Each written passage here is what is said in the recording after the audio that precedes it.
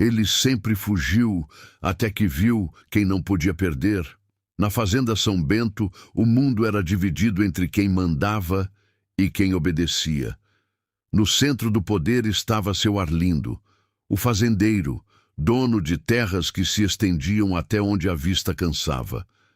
Nos cantos esquecidos estava ele, o Caramelo. Ninguém sabia ao certo como o cachorro apareceu por ali. Diziam que surgiu depois de uma dessas enchentes que arrancam vidas e deixam apenas escombros, ou que fora largado por algum caminhoneiro na beira da estrada de terra, quando ainda era só um filhote, sem nome e sem chance. Agora já crescido, magro, com o pelo queimado de sol e cicatrizes marcando o corpo, o Caramelo fazia daquelas terras seu território silencioso. Vivia do que encontrava: restos de comida, ossos descartados, pedaços de mandioca jogados ao fim do dia pelos peões mais caridosos. Mas ninguém queria sua presença. "Espanta esse bicho, Tonho!" gritava seu Arlindo para o capataz, sempre que via o cachorro rondando o curral. "Esse vira-lata só serve para sujar as coisas." E lá ia Tonho, com o chicote na mão, gritando e correndo atrás do Caramelo, que fugia ligeiro, escondendo-se entre o matagal alto ou debaixo do velho trator abandonado perto do paiol. Mas ele sempre voltava. Talvez por teimosia, talvez por não ter mais onde ir, ou quem sabe, por algo que nem ele sabia nomear. O Caramelo conhecia cada canto da fazenda. Sabia onde a água da chuva se acumulava em poças potáveis. Sabia onde os ratos corriam à noite. E sabia, principalmente, onde não podia pisar, como o curral central. Ali ficava o terror de todos, Bravão, um touro imenso, negro como a noite sem lua, com chifres que mais pareciam armas de guerra e um temperamento que dispensava apresentações. Bravão não aceitava aproximação. Já tinha derrubado 3 peões e machucado 2 cavalos. Era mantido preso, separado dos outros bois, justamente pelo perigo que representava. E mesmo assim, João Gabriel não resistia a se aproximar. O menino de 6 anos, filho caçula de seu Arlindo, parecia fascinado pelo animal. Talvez pela imponência, talvez pela força, ou simplesmente pela solidão que via nos olhos do touro. Tão parecida com a que via no espelho todas as manhãs. João Gabriel passava as tardes espiando Bravão do outro lado da cerca, enquanto a mãe costurava e os irmãos mais velhos ajudavam na lida do campo. E ali, no mesmo ritual silencioso, o Caramelo também observava. De longe, escondido sob a sombra do trator velho, via o menino sentado na cerca, balançando as perninhas, assobiando baixinho ou jogando pedrinhas na terra seca. Por vezes, o menino percebia o cachorro e fazia um gesto com a mão, como quem chama, como quem convida. Mas o Caramelo não se aproximava. Sabia que aquele era um espaço que não lhe pertencia. Sabia que, se ousasse cruzar a linha invisível, seria enxotado. Ou pior. Então, apenas observava. E naquele olhar silencioso nasceu uma conexão que nem o menino, nem o cachorro sabiam nomear. Mas ambos sentiam.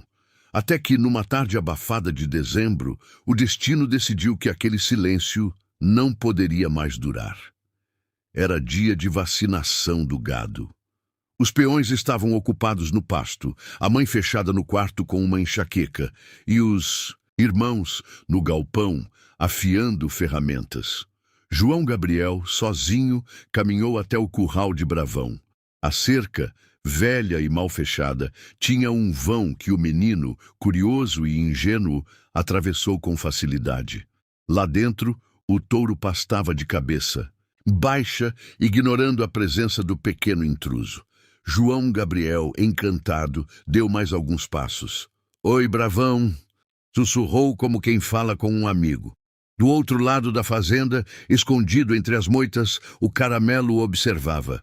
Sentiu o cheiro do perigo antes mesmo de vê-lo. Levantou-se farejando o ar, os pelos eriçados, as patas tensas. O menino se aproximou mais. E então, Bravão levantou a cabeça. Os olhos do touro se estreitaram. As narinas inflaram. O corpo maciço ficou rígido. João Gabriel deu um passo atrás, percebendo tardiamente o erro. Calma. E o tentou dizer com a voz trêmula. Mas o touro já começava a raspar as patas no chão, preparando o bote. O caramelo percebeu. E pela primeira vez, não fugiu. Saiu correndo em disparada do esconderijo, atravessando o pasto seco como uma flecha viva. Latiu, alto, forte, desesperado. João Gabriel olhou surpreso para o cachorro, mas não teve tempo de entender. Bravão avançou. Um estouro de força e fúria, derrubando tudo à frente. O caramelo, sem pensar, se lançou entre o touro e o menino. Latiu, mordeu o ar, correu em zigue-zague tentando confundir a fera. Corre, menino! E parecia gritar com cada latido. João Gabriel, em choque, caiu no chão. O touro desviou a mira do menino para o cachorro, agora o único obstáculo entre ele e sua fúria. O caramelo correu, atraiu a atenção do touro que virou-se com toda a sua força e investiu. O cachorro pulou para o lado no último segundo, mas a pata traseira não foi rápida o bastante. Bravão atingiu o caramelo com um coice que o lançou contra a cerca de madeira. O som do impacto ecoou pela fazenda. João Gabriel gritou, não! O caramelo caiu no chão, imóvel. Bravão, satisfeito, bufou e voltou a pastar como se nada tivesse acontecido. O menino correu até o cachorro, ajoelhou-se ao lado dele, chorando. Por favor, não morre. Do outro lado da fazenda, os peões, finalmente alertados pelos gritos, correram. Seu Arlindo chegou ofegante, viu o menino no curral, o cachorro caído e entendeu tudo de uma vez. Meu Deus! Gabriel o pegou no colo, enquanto Tonho puxava o caramelo, que ainda respirava, fraco, mas vivo. Naquele dia, o vira-lata invisível da fazenda deixou de ser invisível, e pela primeira vez, João Gabriel olhou nos olhos daquele cachorro e soube. Ele não tinha fugido, tinha ficado, e tinha feito o que ninguém jamais fez por ele, lutado, até o fim. O carro velho de seu Arlindo rangeu alto ao sair em disparada pela estrada de terra, levantando uma nuvem de poeira que encobria o desespero. No banco de trás, João Gabriel segurava o caramelo nos braços com força, como quem tenta impedir a vida de escorrer por entre os dedos. O cachorro respirava com dificuldade, gemendo baixo, os olhos semiabertos, o corpo inerte, quebrado. Pai, ele vai morrer?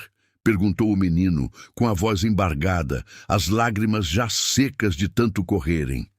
Seu Arlindo não respondeu. Apenas apertou o volante com força e acelerou mais, olhando fixamente para a estrada que parecia nunca terminar. Tonho, sentado ao lado, limpava o suor da testa e repetia: não sei como esse bicho ainda está vivo, levou uma pancada que nem cavalo aguentava. João Gabriel abraçou o caramelo mais forte. Ele vai aguentar, ele tem que aguentar. Quando chegaram na cidade, o veterinário da região, um homem já de idade, olhou o cachorro com um semblante grave. Tá muito ruim. Costela. Quebrada, hemorragia, mas vamos tentar. João Gabriel não soltou a pata do caramelo nem por um segundo. Enquanto o veterinário costurava os cortes, imobilizava os ossos e aplicava medicamentos, o menino sussurrava: fica, por favor, fica comigo. Horas se passaram. A noite caiu, silenciosa e pesada como o medo no peito do menino. Seu Arlindo, sentado do lado de fora da clínica, não dizia nada. Só tragava o cigarro um atrás do outro, olhando para o chão, como quem revê toda a vida em silêncio. Quando o veterinário saiu, limpando as mãos no avental, João correu. E aí? Ele Ele vai, o homem suspirou. É forte esse bicho, mas agora só o tempo e a vontade dele. João Gabriel entrou na sala onde o Caramelo estava deitado, envolto em ataduras, com o peito subindo e descendo lentamente, como quem decide a cada respiração se quer continuar. O menino se sentou ao lado, pegou a pata dele e disse: "Você não pode ir. Eu preciso de você." E como se o cachorro ouvisse, a cauda se mexeu, bem de leve. João sorriu entre lágrimas. "Viu, pai? Ele tá vivo." Seu Arlindo, encostado na porta, olhou aquela cena sem dizer nada. Nos dias que se seguiram, o menino não desgrudou do cachorro. Levava comida, água, ficava contando histórias, desenhava o Caramelo em folhas de papel que colava na parede da clínica. E o Caramelo, pouco a pouco, ia ficando mais forte. Primeiro, abriu os olhos com mais firmeza. Depois, conseguiu levantar a cabeça. Até que, numa manhã, quando João entrou na sala, viu o Caramelo de pé mancando, mas de pé. "Você conseguiu!" Gritou correndo para abraçá-lo. O cachorro abanou o rabo com força, derrubando um dos potes de remédio da mesa. O veterinário entrou, rindo. "Parece que ele decidiu ficar, hein?" João sorriu. "Eu sabia. Ele é valente." Quando finalmente tiveram alta, voltaram para a fazenda. Mas dessa vez foi diferente. Seu Arlindo parou o carro, abriu a porta e disse: "Pode descer, Caramelo." E o cachorro saltou, correndo, ainda com dificuldade, até o curral. Mas não para o beco nem para o matagal. Foi direto para a varanda da casa. João o seguiu sorrindo. A mãe, assustada, perguntou: "O que esse cachorro está fazendo?"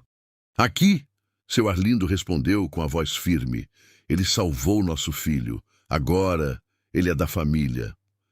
E pela primeira vez na vida, João viu o pai se abaixar, acariciar o Caramelo e dizer: "Bem-vindo, valente." Naquele dia, João arrastou a velha casinha de cachorro que estava abandonada no galpão e colocou bem ao lado da porta de entrada. Forrou com panos, colocou água fresca e escreveu, com tinta vermelha, um nome sobre a madeira: Caramelo. O cachorro se deitou ali, fechou os olhos e pela primeira vez dormiu em paz, sem medo de ser enxotado, sem medo de apanhar, sem medo de não ter onde voltar. E naquela fazenda onde sempre foi invisível, agora todos o viam, como o cachorro que enfrentou o gigante, como o herói que salvou quem mais precisava, como o Caramelo que finalmente tinha um lar. Os dias passaram e, com eles, o Caramelo se transformou. De um vira-lata magro, arisco, que vivia fugindo das pedradas, ele se tornou o guardião da fazenda São Bento. Não havia quem não soubesse. É o cachorro que enfrentou Bravão. Os peões, que antes o expulsavam, agora lhe traziam restos de carne, jogavam ossos generosos e até lhe coçavam atrás da orelha. Tonho, o capataz, que tantas vezes correu atrás dele com o chicote, agora o chamava: "Vem cá, valentão!" E o Caramelo vinha, abanando o rabo, orgulhoso. Mas de todos os lugares da fazenda, o seu preferido era a varanda da casa principal, ao lado de João Gabriel. O menino não largava mais o amigo. Passavam as tardes juntos, correndo pelo pasto, atravessando o milharal, explorando as trilhas entre as árvores. E quando o sol caía e a brisa fria chegava, deitavam lado a lado na varanda, olhando o céu mudar de cor. João sempre dizia: "Você é meu herói, sabia?" O Caramelo, como sempre, respondia apenas com aquele olhar sereno, como quem entende tudo e não precisa dizer nada. Bravão, o touro que antes aterrorizava a todos, agora vivia ainda mais isolado, cercado por cercas reforçadas. João nunca mais se aproximou dele sozinho, e sempre que passava perto do curral, olhava para o Caramelo e dizia: "Você me salvou." O cachorro abanava o rabo como quem confirma: "E sempre vou." A história do Caramelo se espalhou pela região. Logo, até nas fazendas vizinhas se falava. Você soube? Na São Bento, o cachorro enfrentou o bravão para salvar o filho do patrão. E assim, o Caramelo se tornou mais do que um cachorro. Se tornou um símbolo de coragem, de lealdade, de amor. E principalmente de que ninguém deve ser julgado pelo que parece ser. Aquele cachorro de rua, invisível, desprezado, era, na verdade, um herói. Um dia, seu Arlindo chamou João, e o Caramelo levou-os até a entrada da fazenda e apontou para a nova placa que mandou fazer. De madeira, rústica, com letras entalhadas, dizia: Fazenda São Bento, terra de heróis. João sorriu. Por que colocou isso, pai? Seu. Arlindo acariciou a cabeça do Caramelo e respondeu: porque um herói vive aqui. João olhou para o cachorro e disse emocionado: agora você nunca mais vai ser invisível.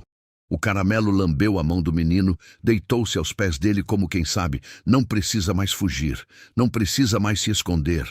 Agora tem um lar, e naquela fazenda que um dia tentou expulsá-lo, agora ele era parte da história. E você, quantos caramelos você ignora todos os dias, sem perceber que ali pode estar o herói que você tanto procura?